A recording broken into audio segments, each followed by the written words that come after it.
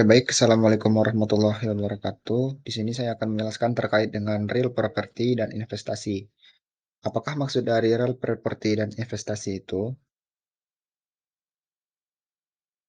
Properti merupakan sebuah hak orang atau perorangan atau badan hukum untuk memiliki suatu aset tanah dengan suatu hak tanah, misalnya yaitu hak milik atau hak guna bangunan.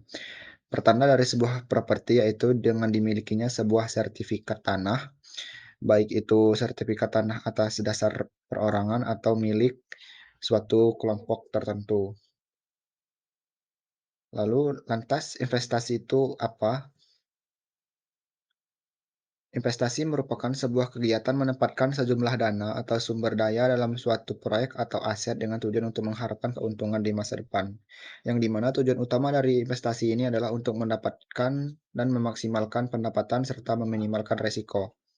Pada dasarnya, tingkat pendapatan dan risiko ini merupakan berbanding lurus. Apabila tingkat pendapatan yang diperoleh oleh investor semakin besar, maka resiko yang diperoleh juga akan semakin besar pula. Lantas bagaimana hubungan antara investasi dan properti?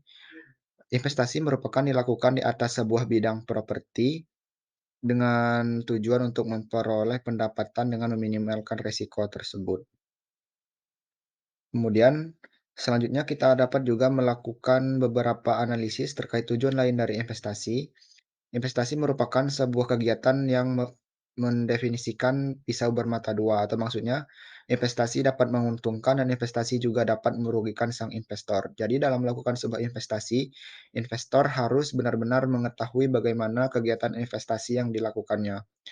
Tujuan dari investasi yaitu to preserve capital, to earn profit, to enjoy tax relief. Maksudnya yang pertama ini yaitu untuk melestarikan modal. Modal yang digunakan dalam investasi akan terus-menerus terpelihara apabila digunakan dalam jangka investasi atau kegiatan investasi yang tepat. Kemudian selanjutnya itu earn profit, maksudnya yaitu dari kegiatan investasi yang telah dilaksanakan, maka sang investor akan mendapatkan profit dengan semaksimal mungkin. Kemudian to enjoy tax relief, maksudnya yaitu untuk mendapatkan hasil bunga dari kegiatan investasi yang dilakukan. Kemudian selanjutnya yaitu kita dapat melakukan identifikasi terkait kelebihan dari investasi. Yang pertama yaitu pride of ownership, kemudian personal control, kemudian personal use dan occupancy, security of capital, relative, high yield, leverage, tax shelter factor, dan capital appreciation.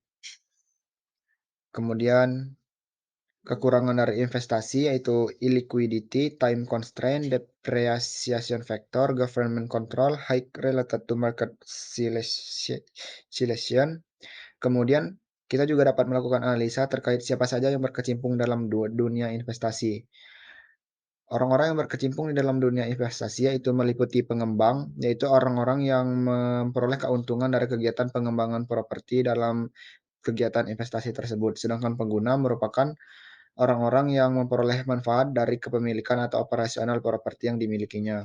Investor merupakan orang-orang yang melakukan investasi terhadap sebuah properti tertentu yang dimana investor ini akan memperoleh keuntungan atas modal yang ditanamkan dalam investasi properti dengan perhitungan yang dilakukan secara seksama dengan mempertimbangkan tingkat pendapatan dan resiko yang diperoleh.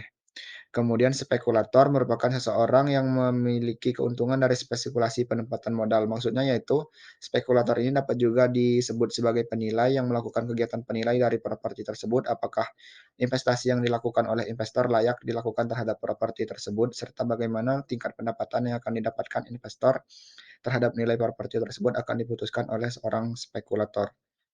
Baik, teman-teman semua, kesimpulannya yaitu dalam melakukan investasi sangat erat kaitannya dengan properti. Semakin besar nilai properti tersebut, maka investasi yang akan didonorkan oleh investor juga akan semakin besar pula. Selanjutnya, apabila investasi yang dilakukan oleh investor semakin besar, maka tingkat resiko yang diperoleh juga akan semakin besar. Jadi, hal-hal tersebut merupakan hal-hal yang saling berkesinambungan, sehingga dapat disimpulkan bahwa dalam melakukan investasi harus dilakukan sebuah perhitungan yang matang dan perhitungan yang seksama dengan mempertimbangkan aspek-aspek yang telah dijelaskan dalam investasi sebelumnya.